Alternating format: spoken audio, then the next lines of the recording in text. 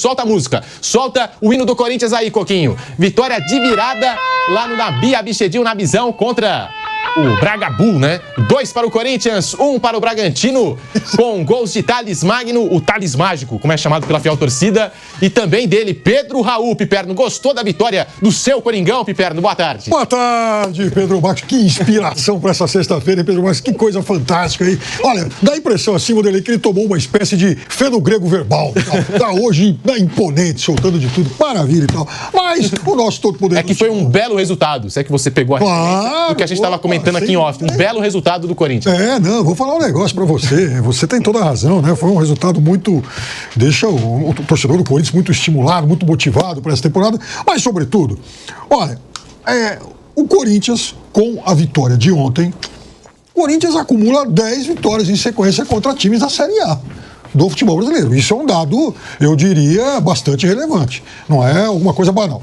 Veja, eu costumo sempre repetir que o mês de janeiro é o pior e mais inútil mês do ano para se comentar futebol. Por quê? Porque o mês de janeiro, ele é a ocasião propícia para aquele tipo assim de, pegando até um gancho na empolgação do Pedrinho, para aquele tipo de ejaculação precoce analítica. Por quê? E tudo que você fala é registrado. Certo, então, é gravado. Tá certo? O telespectador não esquece, ele tem uma memória muito melhor do que a nossa. Você possivelmente não lembra o que você falou ontem, não que seja irresponsável, que você fala tanta coisa, você passa. Só estou acrescentando para reforçar isso, porque isso acontece todos os anos. Aquilo que você dá, digamos assim, como quase uma visão do cenário anual, normalmente é difícil de se confirmar ao longo da caminhada.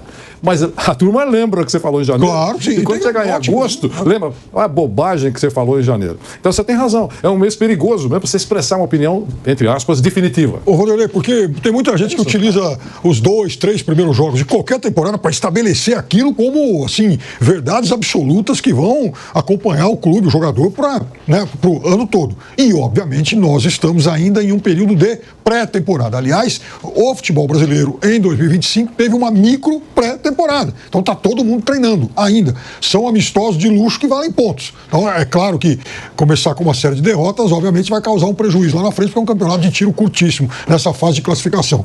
Dito isso, é óbvio que o Corinthians começa empolgado, né? Ganha fora de um time de Série A do futebol brasileiro.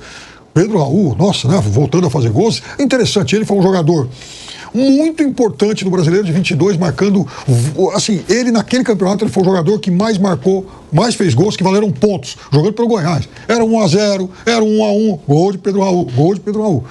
Já tinha jogado bem no Botafogo antes e tal, mas realmente ele tem uma carreira bastante regular e definitivamente não foi um jogador que o Corinthians imaginava até aqui. Em relação ao Thales Magno, nem viu o jogo de ontem, esquece o que ele jogou ou deixou de jogar ontem. Eu sempre achei um jogador muito bom do ponto de vista técnico. Jogador que eu ainda acho que vai ser dos bons. Ele é alguém que sempre foi mal aproveitado no futebol brasileiro, especialmente no seu período de Vasco da Gama. Por quê? Porque muitos técnicos viram no Thales Magno um jogador de extrema habilidade e que então tinha que funcionar como um ponta. Olha, ele jogava confinado, ele jogava quase em cima da linha lateral, então ele tinha só um lado, por exemplo, para correr, para driblar e tal, porque o espaço para ele ficava muito escasso. O Thales Magno, tendo liberdade de movimentação, vai se tornar cada vez mais um jogador de muita criatividade. Então o Corinthians tende a ganhar muito com isso. Mas, de qualquer forma, embora seja um início auspicioso, é só mais um amistoso de luxo nessa fase de pré-temporada. Um amistoso de luxo que vale pontos. Corinthians, se a gente for pegar a temporada 24, do jeito que terminou, e a vitória de ontem, já são 8 vitórias consecutivas para esse Corinthians, hein, Vanderlei Nogueira? Justifica essa minha empolgação na abertura do programa com esse Corinthians do Ramon Dias. O Ramon disse que está feliz da vida aí com o Corinthians, com o que ele tem acompanhado, com o que ele tem visto. E o Coringão já começou o ano com o pé direito. Vanderlei Nogueira, boa tarde. Não, o seu entusiasmo é cativante. Eu só queria dizer o seguinte com relação ao Corinthians. O Corinthians ressurgiu nos últimos tempos, né? Então, para muitos corintianos apaixonados, fiéis, o Corinthians estava caindo, né? Alguns até menos otimistas já consideravam como viver na Série B, que seria uma tragédia financeira, de imagem, de exposição. Olha, se nessa situação de ressurgimento técnico, né, do Corinthians, a turbulência política extrapola os muros do Parque São Jorge, da Neoquímica, enfim, não está brincadeira, e nas próximas horas terá mais uma reunião importante do Conselho Deliberativo, na segunda-feira, para saber se o presidente vai tomar um impeachment pelo peito ou não. Né? Então, veja, ele estava numa situação dramática, o Corinthians. Ele ficou mais de 2 meses na zona de rebaixamento do Campeonato Campeonato Brasileiro do ano passado, não mostrava força de reação, perdia jogos que aparentemente, olha, acho que agora vai dar, não dava, perdia. Enfim, dramática a situação do Corinthians, né? Dentro e fora do campo. Dentro e fora do campo, financeiramente. Bom, estava numa situação da pior. Nos capítulos finais da série Netflix do ano passado do Corinthians, o Corinthians começou a mudar o enredo, mudar o cenário da trama. Começou a ganhar pontos. Foram 9, né? 9 na sequência. 9. 27 pontos. Se tivesse umas 15 rodadas a mais, o Corinthians podia ser até campeão ou ficar ali, né, entre os primeiros colocados, de repente. Se tivesse umas rodadas a mais. Claro, naquele patamar de recuperação, se tivesse algumas rodadazinhas a mais, a coisa ficaria absolutamente fantástica para o Corinthians se permanecesse ganhando pontos como terminou a competição. Não só escapou do rebaixamento, como conseguiu uma vaguinha para participar da principal competição do continente. Poxa vida, foi um sucesso. Né? O professor Ramon, quando chegou, ele não escondeu, não. Eu estou chegando aqui para salvar o Corinthians do rebaixamento. Isso que foi dito. E quase 80% dos discursos, antes da coisa começar a se ajeitar, era aquele negócio, se escapar do rebaixamento, salvou o ano. Eu não estou repetindo, eu estou só repetindo a verdade. É o que aconteceu. Aí o Corinthians terminou o campeonato bem, e o torcedor do Corinthians no campo, por aquilo que viu no campo, o ressurgimento, terminou o ano, puxa vida, esperando um ano melhor. Chegaram reforços, os jogadores dizendo que os salários estão em dia, menos deste mês, mas o presidente, segundo os jogadores, segundo o Romero, segundo jogadores, conversou que era um problema de caixa, de fluxo de caixa, e que nos próximos dias pagaria também em dia esse último mês. Acho que era de dezembro ou de janeiro. Mas é isso. De qualquer maneira, ainda fez a observação. Pô, a gente vivia no atraso. Então, diante desse cenário todo, e o Corinthians, agora com essa brincadeirinha que alguns estão fazendo, não para de vencer, começa a temporada, é melhor sim, mas é nuvem passageira.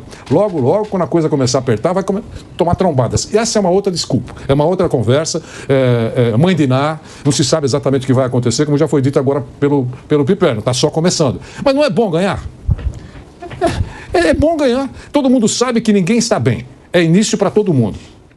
Para os piores times e para os melhores times. Está todo mundo começando a sua caminhada. Aquecimento. Não é bom você começar um aquecimento ganhando? É bom. Pro Augusto Melo, então, nem se fala, porque enquanto o Corinthians está bem dentro de campo, o processo de impeachment, a turbulência política dele fica de lado, fica em segundo plano. Então, o Corinthians em campo vai mantendo o presidente no cargo. Numa análise de velhinha do Taubaté, o time bem enfraquece a oposição. Exato. Mas isso é velhinha do Taubaté. Eu não estou considerando como agem os conselhos da maioria dos clubes no Brasil. Alguns conselheiros, pelo que a gente nota, não só do Corinthians, mas de uma forma geral, alguns conselheiros não sabem nem quando o time vai jogar. É um ato absolutamente político e que carteirinha tem um peso muito especial na vida desse grupo de pessoas, com as raríssimas exceções. Então é isso que eu queria falar sobre o Corinthians. Eu acho que começar vencendo é bom. Se vai persistir, é uma outra conversa, mas é muito bom para a torcida do Corinthians ter essa, digamos assim, essa amostra de que a coisa pode ser melhor do que o ano passado. A sequência do Corinthians no Campeonato Brasileiro foi de 9 vitórias. É que teve aquela derrota lá na Copa Sul-Americana para o Racing. Por isso eu estou falando aqui de 8 vitórias consecutivas, né? Contando o término do Campeonato Brasileiro e agora o início da temporada 25 com o Campeonato Paulista. E tem mais, o Corinthians terminou o segundo turno com a segunda melhor campanha. Ficou só atrás do Botafogo e por 3 pontos. E o Ramon Dias, quando ele assumiu o Corinthians, se ele tivesse assumido o Corinthians, sei lá, o Corinthians não tinha pontuado ainda no Brasileirão, vamos supor. Ramon Dias chegou, Corinthians 0 pontos, último colocado. O Corinthians, ainda assim, teria se livrado do rebaixamento. É o levantamento que a nossa produção fez, que o nosso Kaique Lima, que está na coordenação do Bate Pronto, fez. Então é impressionante essa fase do Corinthians. Raí Monteiro, boa tarde, bem-vindo ao Bate Pronto da Jovem Pan. Será que o Corinthians consegue dar continuidade? Dá para imaginar o Corinthians dando sequência a essa fase positiva, Raí? Boa tarde. Boa tarde, Pedro. Um abraço para você, Vanderlei, Piperno, amigos e amigas que nos acompanham por aqui. Acredito que sim, né, nesse começo de temporada, até pelos desafios, que não são tão desafiadores assim, do Campeonato Estadual. Eu estive ontem em Bragança, né, ao lado do nosso companheiro Vitor Boni, acompanhando essa jornada, a vitória do Corinthians, a virada do Corinthians, E acho que tem alguns pontos legais aí pra gente olhar em relação ao jogo, embora não seja aquela avaliação, é muito começo de temporada ainda, mas não dá pra perder de vista que, diferente, por exemplo, do Palmeiras, eu não tô comparando os times, é claro, o Corinthians enfrentou um adversário de Série A, que fez alguns reforços, né? Teve alguns reforços, como o Piperno citou no início, contratou o Pita, por exemplo, que foi um atacante que se destacou nos últimos anos pelo Cuiabá, trouxe o Gabriel Volante, que acabou nem estreando ainda, mas fez algumas, citei duas aqui pra dizer que o Bragantino fez algumas incorporações para essa temporada, né? Tem um treinador bastante promissor, o Fernando Seabra, que fez um trabalho bem legal no Cruzeiro na temporada passada, conhece bastante de futebol de base também. Então era um início mais desafiador para o Corinthians. E a estratégia da comissão técnica foi dividir o elenco e usar uma formação alternativa nesse primeiro jogo. E acho que tem ali dentro desse aspecto, né, algumas respostas positivas quando a gente olha para a profundidade do elenco, principalmente. Então no meio campo, hoje dá para a gente dizer que o Corinthians, no seu desenho original, né, o meio campo titular, tem o Carrilho como um jogador fundamental, tem o Bidon como jogador fundamental e tem talvez o Ranieri como aquela peça à frente da defesa. Ontem a gente viu de início Charles, Alex Santana e o Martínez, depois no segundo tempo veio o Rian, então o Corinthians tem muitas peças para esse setor especificamente. Teve o Thales Magno, que nesse momento tem um status de reserva, né? Se a gente olhar para como acabou a última temporada, o trio de frente, entre aspas, do Corinthians, tem o Garro naquela posição mais central, com as questões aí que ele vai ter que resolver, e o Yuri Alberto e o Memphis Depay. Então o Thales Magno tem um status de reserva. Deu uma resposta positiva ontem, marcando um gol, fazendo uma outra boa jogada. O Pedro Raul voltou a marcar depois de 9 meses, um período bastante expressivo também. E acho que é interessante a gente olhar para o Pedro Raul, e ele até falou sobre isso na Zona Mista depois do jogo, traçando talvez uma comparação com o que aconteceu com o Yuri Alberto na temporada passada. Não estou comparando os dois jogadores, o Pedro Raul de fato fez um 2024 bastante abaixo da crítica, né? Mas ele também não é um jogador que não possa ser útil, não possa ser utilizado. O Corinthians o colocou como um status de negociável no início da temporada, isso acabou não acontecendo, ele também explicou que recebeu algumas ofertas, mas que preferiu a sua continuidade, que quer dar a volta por cima e quer triunfar no Corinthians, e que se espelhava muito na história do Yuri Alberto na próxima temporada. Então acho que ele pode ser uma composição útil de elenco. É um jogador caro? Sim, não é nem um pouco barato o custo do Pedro Raul para o Corinthians ao longo dos últimos anos, e não vai ser dentro dessa temporada também. Mas também não é um jogador que dá para você abrir mão e falar, beleza, não quero, vai ficar encostado e não vou usar, se não conseguiu negociar, é claro. Então acho que esse jogo de ontem pode significar aí um ponto de virada para que o Pedro Raul, somando o gol que ele marcou, uma boa exibição e tal, com a vontade que ele tem de dar a volta por cima, conseguir alcançar esse objetivo. Se vai cumprir ou não, a gente vai descobrir nas próximas semanas, mas acho que a iniciativa dele de se colocar ali como um cara que quer vencer no Corinthians e ter conseguido marcar um gol ontem pode ajudar nesse caminho. O Pedro Raul não marcava com a camisa do Corinthians desde o dia 9 de abril de 2024, numa goleada pela Copa Sul-Americana contra o Nacional do Paraguai, hein? Então, daqui a pouco ia completar o aniversário de um ano que o Pedro Raul não marcava, não balançava as redes com a camisa do Corinthians. E hoje se discute bastante esse pacote Pedro Raul, não é, Vanderlei? Mas isso na vida de atacante leva o cara pra terapia, né? Atacante que não faz gol, mas ele colabora muito, ele ajuda muito na marcação, ele é um cara, olha, maravilhoso. Mas a falta de gol, de uma maneira geral, faz a psicóloga nos clubes que tem a vantagem de ter uma psicóloga, faz a psicóloga trabalhar, porque realmente não é fácil. Gabriel Jesus na seleção. Gabriel Jesus na seleção. Mas a seleção tem uma psicóloga, mas que compõe a comissão técnica da seleção brasileira, aliás, muito boa, né? Trabalhava no Bahia com o Rogério Ceni, dizem que é uma profissional excelente, mas o sistema de disputa, o sistema de trabalho da psicóloga numa comissão não atuante, primeiro, é bom que tenha, quero deixar bem claro, mas a receita, segundo os principais psicólogos do esporte aqui no Brasil, nós temos o professor doutor João Ricardo Kozak, que é presidente, inclusive, da Associação Paulista de Psicólogos do Esporte, mas é um personagem importante nessa área já há muitos anos, há décadas. Ele entende e defende essa tese, que é de muitos outros psicólogos, que o trabalho tem que ser permanente. Não pode ser um trabalho, faz de conta, de diarista. Você contrata o psicólogo por uma sessão no esporte, eu estou dizendo. É aquele que começa a temporada, termina a temporada, e os principais atletas do mundo como tem um preparador físico pessoal, tem um psicólogo esportivo pessoal. Então, é só para deixar muito claro que isso é muito importante. Eu só coloquei esse detalhe, lembrando que para atacante,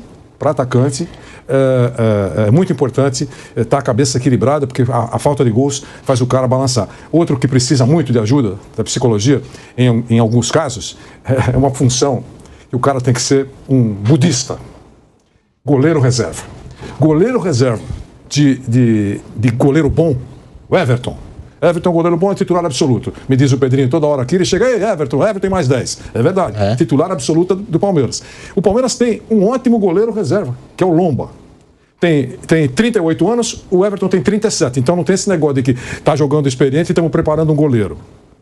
Tem lá o quarto, quinto goleiro, eu sei. Mas o goleiro reserva do Palmeiras é o Lomba, um goleiro rodado, com mais de 600 jogos, certo? E que tem a virtude da paciência. Ele jogou, na sua caminhada toda no Palmeiras, só 22 partidas. E renovou agora. O Palmeiras corretamente renovou o contrato dele por mais uma temporada. Então o Palmeiras tem 2 experientes e bons goleiros. Estou falando tudo isso porque alguns goleiros foram eternos reservas. Bons goleiros, eternos reservas e que sempre tiveram equilíbrio, entenderam a situação. Walter, o goleiro não machuca, raramente machuca.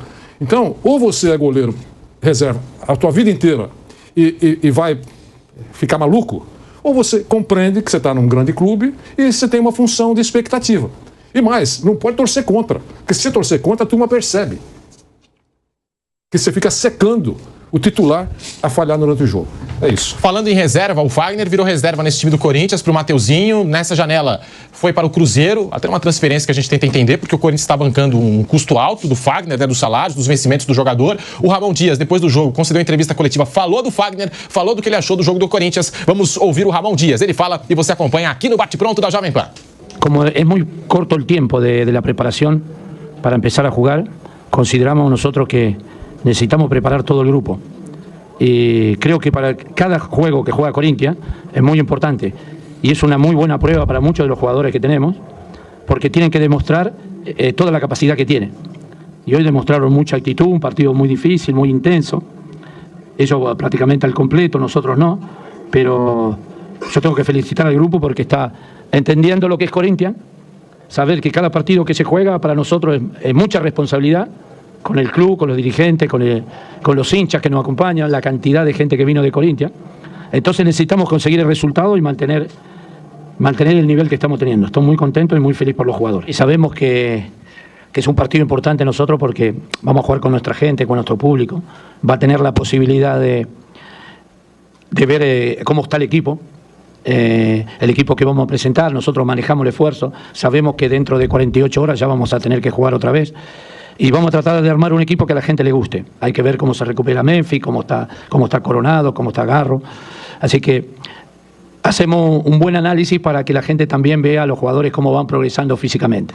Así que esperamos de armar un buen grupo, sabemos que tenemos un buen grupo y también jugamos 2 partidos en local y esperemos de ganar. Primero a Fagner le tenemos que agradecer por todo lo que le dio a Corinthians. Un jugador muy importante, de alto nivel, respondió siempre de la mejor manera, pero también el club tiene que pensar en el futuro. Tiene que pensar en el futuro inmediato, donde a los jóvenes hay que hacerlos crecer. Y eso que lo que decidimos fue entre todos muy importante, porque también pensamos en Corinthians no solo a corto plazo, sino a largo plazo, porque se lo necesita. Y esa fue la razón de eso. Y nosotros siempre le vamos a agradecer cómo se comportó con nosotros en este periodo que estuvimos nosotros, agradecerle, un gran profesional. Sabemos que el fútbol es dinámico, es muy dinámico, la exigencia es cada día más grande y por eso creo que es bueno también que tenga la oportunidad en otro club. Y agradecerle mutuamente. Aí a palavra do Ramon Dias falando do jogo do Timão e também da transferência do Fagner. Piperno, Rai Monteiro. Queria saber de vocês, até começando aqui pelo Piperno, eu comecei o programa aqui empolgado, iludido. Todo mundo notou. Iludido com o Timão. Mas depois das palavras dos nossos colegas aqui que estão na mesa, dos comentários, eu fiquei um pouco assim, né? O Corinthians é ou não é favorito pro Paulistão esse ano? O Corinthians, na minha modesta avaliação, é o segundo favorito ao título. O Corinthians é o favorito para disputar a final contra o Palmeiras. Acho que hoje, claro que os elencos podem mudar no transcorrer do campeonato, mas o recorte do final do Campeonato Brasileiro aponta para isso. E o Corinthians não perdeu jogadores importantes. O Depay está aí, o Yuri Alberto, que teve proposta para sair, continua. Então, assim, eu acho que por tudo que o Corinthians fez na reta final, e essa reta final a gente está falando em mais ou menos 2 meses. É um recorte razoável aí. Então eu acho que o Corinthians entra nesse Campeonato Paulista com o status de principal desafiante do Palmeiras. Agora, se o São Paulo vai reagir, se o Santos vai se reforçar mais e tal, a gente ainda não sabe. Lembrando que nos últimos 2 campeonatos, os adversários do Palmeiras nas finais foram o Água Santa, é um time que mal tinha divisão no Brasileiro, né? Agora é um time de Série D, e o Santos, que o ano passado foi um time de Série B do Campeonato Brasileiro. Ou seja, é um campeonato com margem para algumas surpresas.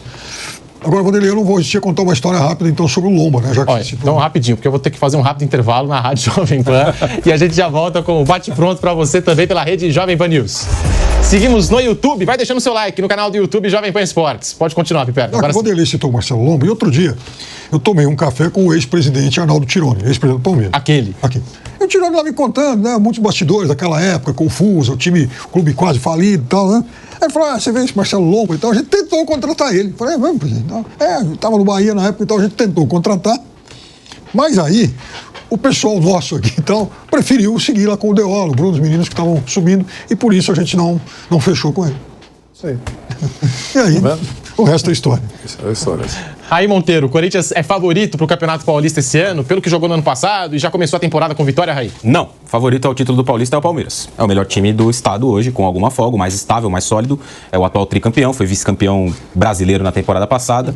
Então, me parece bem claro que o Palmeiras é o principal favorito. Mas acho que o Corinthians foi alçado aí ao status de segunda força, né? Se a gente olhar para o recorte da temporada passada, o início do Campeonato Paulista, nos últimos anos tem sido assim, né? Palmeiras e São Paulo têm dividido ali nem tanto dividido, mas o São Paulo tem tido esse papel de segunda força. No ano passado entrou no Paulistão como vice-campeão, como campeão da Copa do Brasil, enfim, como uma equipe que poderia rivalizar com o Palmeiras pelo título. Isso acabou nem acontecendo. O Palmeiras fez a final contra o Santos. Então, colocando ali numa ordem, os 4, né? Acho que o Palmeiras é o primeiro com alguma sobra. O Corinthians vem na segunda raia, por conta da temporada passada e o time forte também que tem para esse ano. O São Paulo é um terceiro colocado, porque ainda se tem muitas dúvidas de como o Zubeldia vai montar esse time e de como esse time vai funcionar com Oscar, Lucas, Luciano, talvez todos esses caras juntos. E acho que o Santos, nesse processo todo de reformulação, de poucas contratações, é um time que está bem distante dos outros 3. O Santos que venceu ontem o Mirassol por 2-1 e eu lembro daquela história, né? Da quarta força. Lembra quando o Corinthians foi a quarta força lá em 2017? E aí o Corinthians foi campeão paulista e depois campeão brasileiro com aquele primeiro turno irretocável, né? Ganhando quase todos os jogos, 47. Basicamente. E muitos daqueles jogos com 1-0 gol do Jô. E o Jô brilhou naquele campeonato brasileiro em 2017. O Hernanes também com a camisa do São Paulo. E até falou no renascimento de jogadores do 7-1 que participaram do 7-1 e a carreira não estava tão boa assim e se recuperaram naquele Brasileirão de 17. O Hernanes que chega para recuperar o São Paulo, tirar as chances de rebaixamento do São Paulo e o Jô que ajuda em muito o Corinthians a conquistar aquele Brasileirão.